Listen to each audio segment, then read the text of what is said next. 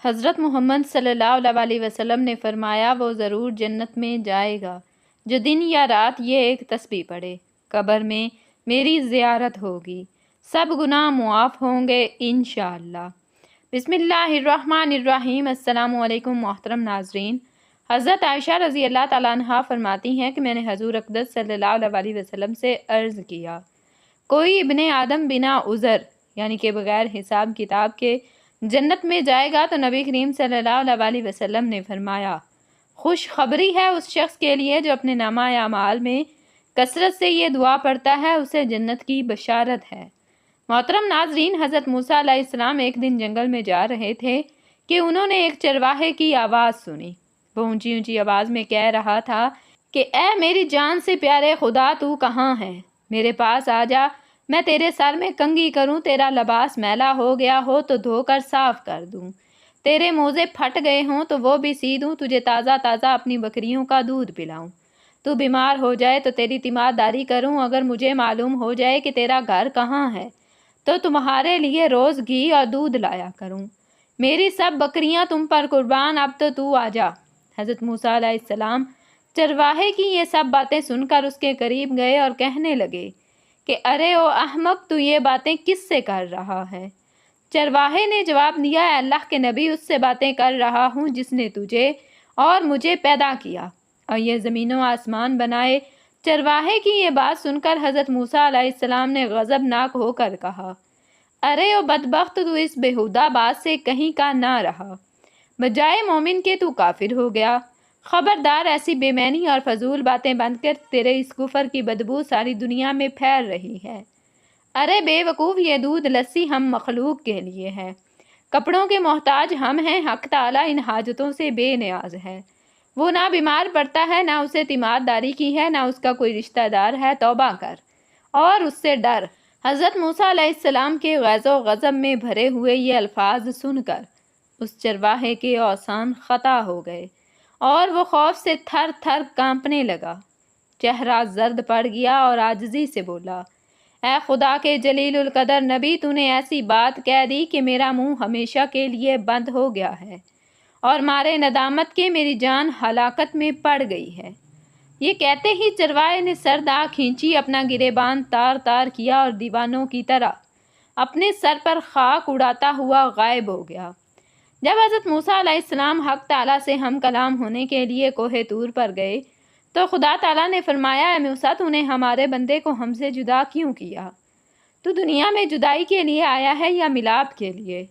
خبردار، اس کام میں احتیاط رکھ کہ ہم نے اپنی مخلوق میں ہر شخص کی فطرت الگ الگ بنائی ہے، ہر فرد کو دوسروں سے جدا عقل بخشی ہے، جو بات ایک کے حق میں اچھی ہے وہی بات دوسرے کے لیے بری ہے، ایک کے حق میں دریافت کا اثر رکھتی ہے وہی دوسرے کے لیے زہر ہے، ایک کے حق میں نور اور دوسرے کے حق میں نار، ہماری ذات پاکی اور ناپاکی سے مبرا ہے۔ اے موسیٰ، یہ مخلوق ہم نے اس لیے پیدا نہیں فرمائی کہ اس سے ہماری ذات کو کوئی فائدہ پہنچے، اسے پیدا کرنے کا مقصد یہ ہے کہ اس پر ہم اپنے کمالات کی بارش کریں۔ جو شخص جس زبان میں بھی ہماری حمد و ثنا کرتا ہے، اس سے ہماری ذات میں کوئی کمی بیشی واقع نہیں ہوتی۔ مدعا کرنے والا خود ہی پاک صاف ہوتا ہے، ہم کسی کے قول اور ظاہر پر نگاہ نہیں رکھتے، ہم تو باطن اور حال دیکھتے ہیں۔ اے موسیٰ، خرد مندوں کے آداب اور ہیں، دل جلوں اور جان ہاروں کے آداب اور ہیں۔ حضرت موسیٰ علیہ السلام نے جب خدا تعالیٰ کا یہ عتاب امیز خطاب سنا تو سخت پشیماں ہوئے اور بارگاہ الہی میں نہایت ندامت اور شرمساری سے معافی مانگی، پھر اسی اضطراب اور بے چینی میں اس چرواہے کو ڈھونڈنے جنگل میں چلے گئے۔ صحراؤں بیابان کی خاک چھان ماری پر چرواہے کا کہیں پتہ نہ چلا، اس قدر چلے کہ پیروں میں چھالے پڑ گئے، لیکن تلاش جاری رکھی، آخرکار اس چرواہے کو پا لینے میں کامیاب ہو گئے۔ چرواہے نے انہیں دیکھ کر کہا کہ اے موسیٰ، اب مجھ سے کیا خطا ہو گئی ہے کہ یہاں بھی پہنچ گئے ہو؟ حضرت موسیٰ علیہ السلام نے اس چرواہے کا عاجزانہ کلام سن کر جواب دیا کہ اے چرواہے، میں تجھے مبارکباد دینے آیا ہوں، تجھے حق تعالیٰ نے اپنے پسندیدہ بندوں میں فرمایا ہے اور اجازت کی ہے کہ جو تیرے جی میں آئے بلا خوف و خطر کہا کر، تجھے کسی ادب و آداب، قید و ضوابط کی ضرورت نہیں، تجھے سب کچھ معاف ہے، بلکہ تیرے صدقے میں تمام دنیا کی حفاظت ہوتی ہے، چرواہے نے آنکھوں میں آنسو بھر کر کہا، اے پیغمبر خدا، اب میں ان باتوں کے قابل ہی کہاں رہا ہوں کہ کچھ کہوں۔ میرے دل کا خون ہو چکا ہے، اب میری منزل بہت آگے ہے۔ آپ علیہ السلام نے ایسی ضرب لگائی کہ ہزاروں لاکھوں سال کی راہ طے کر چکا ہوں۔ میرا حال بیان کے قابل نہیں، اور یہ جو کچھ میں کہہ رہا ہوں اسے بھی میرا احوال مت جانو۔ یہ قصہ حکایت رومی سے محفوظ ہے۔ اور مولانا رومی کہتے ہیں کہ اے انسان، جو تو حق تعالیٰ کی حمد و ثنا بیان کرتا ہے، کیا سمجھتا ہے کہ تیرا ہر عمل الہی کے تقاضوں کے عین مطابق ہے؟ تو ابتدا سے انتہا تک ناقص، اور تیرا حال و خیال بھی ناقص۔ یہ محض اس پروردگار رحمان و رحیم کریم کا کرم ہے کہ وہ تیرے ناقص اور غیر معیاری تحفے بھی قبول فرماتا ہے۔ محترم ناظرین، جب لوگوں نے حضرت علی کرم اللہ وجہہ الکریم کو اپنا خلیفہ مقرر کیا تو حضرت علی رضی اللہ تعالیٰ عنہ نے مسجد کوفہ کے منبر پر کھڑے ہو کر یہ اعلان کیا کہ اے لوگوں، میرے فرما روا ہونے سے پہلے اگر مجھ سے کچھ علم لینا چاہتے ہو تو میں حاضر ہوں۔ تب عرب کے 10 بڑے بڑے عالم حضرت علی رضی اللہ تعالیٰ عنہ کے علم کو جھوٹا ثابت کرنے کے لیے ان کے پاس آئے اور متکبرانہ انداز میں گویا ہوئے، یعنی کہنے لگے، اے حضرت علی رضی اللہ تعالیٰ عنہ، تم نے مسجد کوفہ کے منبر پر کھڑے ہو کر یہ کہا ہے کہ اگر کوئی آپ سے جس طرح کا چاہے مرضی سوال کرے، آپ اس کا اپنے علم کے مطابق بالکل درست جواب دیں گے۔ حضرت علی رضی اللہ تعالیٰ عنہ نے ارشاد فرمایا، اے عرب سے آنے والے معزز مہمانوں کا گروہ، آپ لوگوں نے جو بھی سنا بالکل درست سنا۔ اگر تمہارے دل میں روز قیامت تک کسی چیز کا سوال ہے تو تم جان لو اللہ تعالیٰ نے اس کے بارے میں بھی مجھے اس قدر وسیع علم عطا کیا ہے۔ بدو عالم کہنے لگے کہ ہم تم سے ایک ایک کر کے سوال کریں گے، لیکن اے علی، اتنا یاد رکھنا کہ ہم ایک ہی سوال کو بار بار دہرائیں گے، لیکن تمہیں اپنے علم میں اضافے کی بدولت اسی ایک سوال کے 10 مختلف جوابات دینے ہوں گے۔ اگر آپ رضی اللہ تعالیٰ عنہ نے ہمیں ایک سوال کے 10 مختلف جواب دے کر مطمئن کر دیا تو ہم یہ مان لیں گے کہ آپ رضی اللہ تعالیٰ عنہ ہمارے خلیفہ ہوئے۔ اگر آپ رضی اللہ تعالیٰ عنہ ہمیں مطمئن کرنے میں ناکام ہوئے تو پھر یقیناً تم ایک کاذب خلیفہ ہو۔ نعوذ باللہ۔ محترم ناظرین، ان 10 سوالات والا واقعہ کتاب الکشکول میں واضح طور پر موجود ہے۔ حضرت علی رضی اللہ تعالیٰ عنہ ان عرب کے تمام بڑے عالموں سے کہنے لگے، تم جو سوال پوچھنا چاہتے ہو بلا جھجک پوچھ سکتے ہو۔ تب ایک عالم حضرت علی کرم اللہ وجہہ الکریم کے پاس آیا اور اپنا سوال عرض کیا کہ اے علی رضی اللہ تعالیٰ عنہ، ہمیں بتائیں کہ سب سے بہترین چیز کون سی ہے، علم یا دولت؟ حضرت علی رضی اللہ تعالیٰ عنہ فرمانے لگے، بلا شبہ اس میں کوئی شک نہیں کہ علم کو دولت پر برتری حاصل ہے۔ تبھی وہ عالم عرض کرنے لگا کہ ہمیں بتلائیے کہ یہ کیسے ممکن ہو سکتا ہے کہ علم دولت سے بہتر ہے۔ حضرت علی رضی اللہ تعالیٰ عنہ نے ایک حیران کر دینے والا جواب دیا کہ اے ابن آدم، اگر تم دولت کو خرچ کرتے رہو گے تو وہ ایک دن ختم ہو جائے گی، جبکہ تم علم کو جتنا خرچ کرو گے وہ اتنا بڑھتا ہی جائے گا۔ یہی وجہ ہے کہ علم کو دولت پر فوقیت حاصل ہے۔ یہ سن کر پہلا سوال کرنے والا شخص بہت متاثر ہوا اور عرض کرنے لگا کہ حضرت علی رضی اللہ تعالیٰ عنہ، آپ نے میرا دل و دماغ مطمئن کر دیا۔ تب دوسرا عالم آگے بڑھا اور اس نے بھی اپنا وہی سوال دہرایا کہ کیا علم بہتر ہے یا دولت؟ حضرت علی رضی اللہ تعالیٰ عنہ کہنے لگے، اے ابن آدم، اس میں کوئی شک نہیں کہ علم دولت سے بہتر ہے۔ تو وہ عالم سوال کرنے لگا کہ علم دولت سے کیسے بہتر ہو سکتا ہے؟ حضرت علی رضی اللہ تعالیٰ عنہ فرمانے لگے کہ اے اللہ کے بندے، ایک مال و دولت والے آدمی سے اس کی دولت چرائی جا سکتی ہے، اس کا مال و دولت چوری ہو سکتا ہے، مگر ایک عالم سے اور اہل علم سے ہر چیز چرائی نہیں جا سکتی۔ اسی طرح تیسرا عالم آگے بڑھا اور اس نے بھی اپنا وہی سوال دہرایا کہ اے علی رضی اللہ تعالیٰ عنہ، ہمیں بتائیے کہ کیا علم بہتر ہے یا مال و دولت؟ حضرت علی کرم اللہ وجہہ الکریم نے جیسا کہ پہلے ان 2 آدمیوں کو جواب دیا تھا، ان کو بھی یہی جواب دیا، بے شک علم دولت سے بہتر ہے۔ تبھی وہ آدمی کہنے لگا کہ کوئی ایسی دلیل دیجیے جس سے میرا دماغ مطمئن ہو جائے۔ حضرت علی رضی اللہ تعالیٰ عنہ ارشاد فرمانے لگے کہ جب آدمی مر جاتا ہے تو اس کی مال و دولت صرف اس کی اولاد تک محدود رہتی ہے۔ اس عالم نے دوبارہ عرض کیا، دلیل دیجئے جس سے میرا دماغ مطمئن ہو جائے۔ حضرت علی رضی اللہ تعالیٰ عنہ ارشاد فرمانے لگے کہ جب آدمی مر جاتا ہے تو اس کی مال و دولت صرف اس کی اولاد تک محدود رہتی ہے۔ اگر کوئی علم والا مرے گا تو اس کا علم نہ صرف اس کی اولاد اور رشتہ داروں کے کام آئے گا بلکہ رہتی دنیا تک اس کا علم آگے بڑھتا رہے گا۔ چوتھا عالم حضرت علی رضی اللہ تعالیٰ عنہ کی طرف بڑھا اور اس نے بھی یہی سوال دہرایا۔ حضرت علی رضی اللہ تعالیٰ عنہ ارشاد فرمانے لگے، اے ابن آدم، انسان جب مر جاتا ہے اسے قبر میں اتارا جاتا ہے تو اس کے ساتھ اس کی دولت ختم ہو جاتی ہے اور رفتہ رفتہ وہ سب کے ذہنوں سے مٹنا شروع ہو جاتا ہے، جبکہ ایک عالم جو علم رکھتا ہے مرنے کے بعد بھی اس کا علم زندہ رہتا ہے اور اپنے علم کی بنا پر وہ لوگوں کے ذہنوں میں اور کتابوں میں ہمیشہ زندہ رہتا ہے۔ پانچویں عالم نے جب دوبارہ سے اپنا وہی سوال دہرایا تو حضرت علی رضی اللہ تعالیٰ عنہ نے فرمایا، اے ابن آدم، دیکھنے میں سب سے زیادہ یہی آیا ہے کہ دولت مند آدمی کی اولاد بے انتہا بگڑی ہوتی ہے۔ زیادہ دولت ہونے کی وجہ سے وہ الٹے کاموں میں ملوث ہو جاتے ہیں، جیسے شراب نوشی، جوا اور دوسرے دیگر کام وغیرہ، جبکہ عالم کی اولاد نیک، نمازی اور فرما بردار ہوگی۔ چھٹے عالم نے وہی سوال حضرت علی رضی اللہ تعالیٰ عنہ سے کیا تو آپ رضی اللہ تعالیٰ عنہ نے فرمایا، جس انسان کے پاس مال و دولت زیادہ ہوگی اس کے اسی قدر دشمن ہوں گے، جبکہ جس کے پاس علم ہوگا اس کے ارد گرد با اخلاق اور عالم لوگ کا دائرہ ہوگا۔ ساتویں آدمی کے سوال کرنے پر حضرت علی رضی اللہ تعالیٰ عنہ نے فرمایا، اے انسان، تم جان لو کہ جس انسان کے پاس دولت زیادہ ہوگی لوگ اسی سے دوستی صرف اسی کی دولت کی لالچ میں آ کر کریں گے۔ جیسے ہی اس انسان کی ختم ہوگی تو اس کے لالچی اور مطلبی دوست اس کے ساتھ چھوڑ دیں گے، جبکہ ایک علم والا انسان جو عالم ہوگا اس کے ارد گرد احباب کا حلقہ بڑھتا ہی جائے گا اور یہ سب اس کے علم کی بدولت ہوگا۔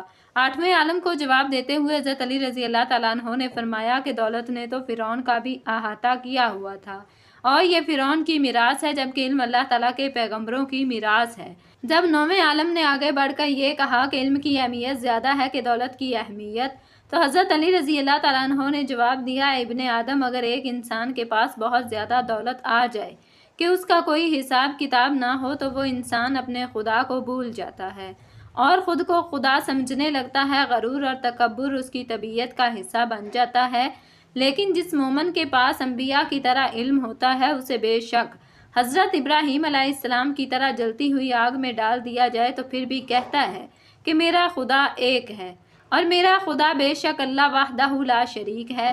دسواں آدمی نہایت غرور اور تکبر کے ساتھ سوال کرنے کے لیے حضرت علی رضی اللہ تعالیٰ عنہ کے پاس آ کھڑا ہوا اور پوچھنے لگا کہ مجھے بھی بتائیے کہ ان دونوں میں سے زیادہ قیمتی دولت ہے یا علم کی اہمیت زیادہ ہے؟ حضرت علی رضی اللہ تعالیٰ عنہ نے اس آدمی کو دیکھ کر مسکراتے ہوئے اور نرمی سے کہنے لگے، اے ابن آدم، جب ایک انسان دولت حاصل کرنے کے چکر میں لگ جاتا ہے تو حلال اور حرام کی تمیز بھلا دیتا ہے اور یہ چیز اسے شیطان کے بہت زیادہ قریب کر دیتی ہے، جبکہ ایک عالم جو علم حاصل کرتا ہے اللہ کی راہ پر چلتا ہے تو وہ علم انسان کو اللہ کے بہت قریب کر دیتا ہے اور اس انسان میں عاجزی اور انکساری آ جاتی ہے۔ ان تمام وجوہات کی بنا پر علم کو دولت پر برتری حاصل ہے۔ جب حضرت علی کرم اللہ وجہ الکریم نے عرب کے ان 10 عالموں کو ایک ہی سوال کے 10 مختلف اور تسلی بخش جواب دے دیے تو انہوں نے اپنا سر جھکا لیا اور کہنے لگے کہ بے شک آپ رضی اللہ تعالیٰ عنہ نے ہمیں مطمئن کیا اور ایک سوال کے 10 مختلف درست جواب دیے۔ وہ حضرت علی رضی اللہ تعالیٰ عنہ سے فرمانے لگے، اے خدا کے بندو، اللہ تعالیٰ نے مجھے اس قدر علم عطا فرمایا ہے کہ تم ساری زندگی مجھ سے اسی ایک سوال کے مختلف جوابات پوچھتے رہو، میں پھر بھی تم کو پہلے سے مختلف اور مطمئن بخش جواب دیتا رہوں گا۔ ان 10 عالموں نے جب حضرت علی رضی اللہ تعالیٰ عنہ کی یہ بات سنی تو انہوں نے شکست سے اپنے سر جھکا لیے اور حضرت علی رضی اللہ تعالیٰ عنہ کی خلافت کا اعلان کیا کہ ہم آپ رضی اللہ تعالیٰ عنہ کو خلیفہ مانتے ہیں۔ ان 10 عالموں میں سے ایک عالم آگے آیا اور مایوسی سے حضرت علی رضی اللہ تعالیٰ عنہ سے پوچھنے لگا، اگر علم دولت سے بہتر ہے تو کیا ہم دولت بالکل حاصل نہیں کرنی چاہیے؟ تو حضرت علی رضی اللہ تعالیٰ عنہ نے کہا کہ تم اتنی دولت حاصل کرو جس سے تمہاری عزت اور غیرت کی حفاظت ہو سکے۔ ایسی دولت حاصل کرو جو تمہیں اللہ کے سوا کسی اور کو محتاج نہ بنا دے اور تمہاری دنیاوی ضروریات کو احسن طریقے سے پورا کر سکے۔ اگر تمہارے پاس دولت تمہاری ضروریات سے زیادہ ہے تو تمہیں چاہیے کہ تم اللہ کی باقی مخلوقات کو بھی اس دولت میں سے حصہ دو۔ اللہ تعالیٰ قرآن مجید میں بھی یہ ارشاد فرماتا ہے، اے ایمان والو جان لو تمہارا مال تمہاری اولاد اس دنیا میں تمہارے لیے ایک آزمائش ہے، کہیں ایسا نہ ہو تمہارا مال اور تمہاری اولاد تمہیں اللہ کی یاد سے غافل کر دے، اور پھر جو ایسا کریں گے وہی قیامت کے دن ہمیشہ ہمیشہ کا نقصان اٹھانے والوں میں سے ہوں گے۔ اور جان لو کہ قیامت کے دن نہ ہی تمہارا مال اور نہ ہی تمہاری اولاد تمہارے کچھ کام آئے گی، اس لیے تمہارا حقیقی مال وہی ہے جو دنیا میں کماؤ اور آخرت میں بھی تمہارے کام آئے۔ اللہ تعالیٰ قرآن پاک میں ارشاد فرماتا ہے سورہ آل عمران صفحہ نمبر 64 پر کہ اے ہمارے رب ہمیں بخش دے ہمارے گناہ اور ہماری زیادتیوں کو، اور ہمیں ثابت قدم رکھ اور کافروں کے مقابلے میں ہماری مدد فرما۔ اسی طرح اللہ تعالیٰ قرآن پاک میں ارشاد فرماتا ہے سورۃ النور صفحہ نمبر 352 کہ اللہ ہی وہ ہے جو اپنے بندوں سے توبہ قبول کرتا ہے اور گناہوں کو معاف فرماتا ہے اور تمہارے اعمال کو جانتا ہے۔ اللہ تعالیٰ قرآن پاک میں ایک اور جگہ ارشاد فرماتا ہے، اے میرے بندو جنہوں نے اپنی جانوں پر زیادتی کی ہے اللہ کی رحمت سے نا امید نہ ہو، بے شک اللہ سارے گناہ معاف فرما دیتا ہے، یقیناً وہی بخشنے والا مہربان ہے۔ رسول اللہ صلی اللہ علیہ وسلم نے فرمایا جو شخص یہ دعا پڑھ لے، اے اللہ تو معاف والا ہے اور معافی کو پسند کرتا ہے، تو مجھے معاف فرما، تو اللہ تعالیٰ اسے معاف فرما دیتا ہے۔ ایک اور حدیث میں نبی کریم صلی اللہ علیہ وسلم نے فرمایا خوشخبری ہے اس شخص کے لیے جو اپنے نامہ اعمال میں کثرت سے استغفار پائے، اسے جنت کی بشارت ہے۔ ناظرین، آپ نے ایک تسبیح دن یا رات میں ایک بار پڑھنی ہے اور وہ تسبیح یہ ہے، استغفر اللہ ربی من کل ذنب و اتوب الیہ۔ میں اللہ سے اپنے تمام گناہوں کی بخشش مانگتا ہوں جو میرا رب ہے اور اسی کی طرف رجوع کرتا ہوں۔ اے پاک پروردگار ہمارے تمام گناہوں کو معاف فرما، ہمیں ایسی زندگی گزارنے کی توفیق عطا کر جس زندگی سے تو راضی ہو جائے، ہمیں اطمینان قلب کی دولت سے مالا مال فرما، اور اپنی نعمتیں ہمارے اعمال کے حساب سے نہیں بلکہ اپنی رحمتوں کے حساب سے عطا فرما۔ یا اللہ ہم تیری رضا میں راضی ہیں، ہمیں اسی پر قائم رکھ۔ اللہ رب العزت ہمارے عیب دانستہ اور نادانستہ گناہوں کوتاہیوں کو معاف فرماتے ہوئے ہم پر اپنا کرم فرما، ہماری مشکلیں پریشانیاں آسان فرما، ہم سب کے لیے آسانیاں فرما اور ہمیں آسانیاں بانٹنے کی ہمت اور توفیق عطا فرما۔ یا رب ہم سب نیک دعائیں حاجات اپنی شان کے مطابق قبول فرما، آمین یا رب العالمین۔ یا اللہ ہم تمام مسلمان بہن بھائیوں کو روز قیامت نبی صلی اللہ علیہ وسلم کی شفاعت نصیب فرما، آمین یا رب العالمین۔ محترم ناظرین، آخر میں اللہ رب العزت سے دعا ہے کہ اے ہمارے رب ہمیں ان بندوں میں شامل فرما جو دن رات تیرا ذکر کرتے ہیں۔ اللہ ہمارے دلوں کو ہدایت فرما دے، اللہ ہمارے والدین پر رحم فرما، ان کی قبروں کو نور سے بھر دے، ان کے گناہوں کو معاف فرما، ان کے درجات بلند فرما، ان پر عذاب قبر نہ نازل ہونے دے۔ اے اللہ جس طرح ہم نے ان کی زندگی میں خدمت کی کوشش کی اسی طرح اب ان کی بخشش کی التجا کرتے ہیں۔ اے اللہ ان کے صدقے ہمیں نیک اور فرما بردار اولاد بننے کی توفیق دے۔ اے پروردگار ہمیں قیامت کے دن کی ہولناکیوں سے محفوظ فرما دے۔ سورج جب سروں پہ ہو، جب ماں اپنے بچے کو بھول جائے، جب ہر انسان نفسا نفسی میں ہو، تو اس دن ہمارا دامن اپنے کرم سے بھر دے۔ اے اللہ ہمیں عذاب قبر سے بچا جو اندھیری تنہا کوٹھڑی ہے۔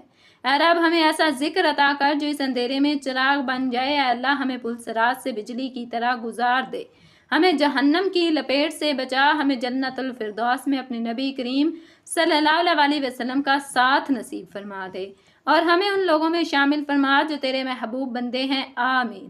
ناظرین، آپ نے یہ تسبیح پڑھنی ہے اور اس تسبیح کے بعد آپ نے سورہ ملک کی تلاوت کرنی ہے۔ ناظرین، آخر میں آپ سے گزارش ہے کہ اللہ رب العزت کے بابرکت ناموں میں سے ایک نام کمنٹس میں حصول برکت اور ثواب کے لیے تحریر فرما دیں۔ اللہ رب العزت ہم سب کا حامی و ناصر ہو، آمین۔ جزاکم اللہ خیرا کثیرا۔ السلام علیکم ورحمۃ اللہ وبرکاتہ۔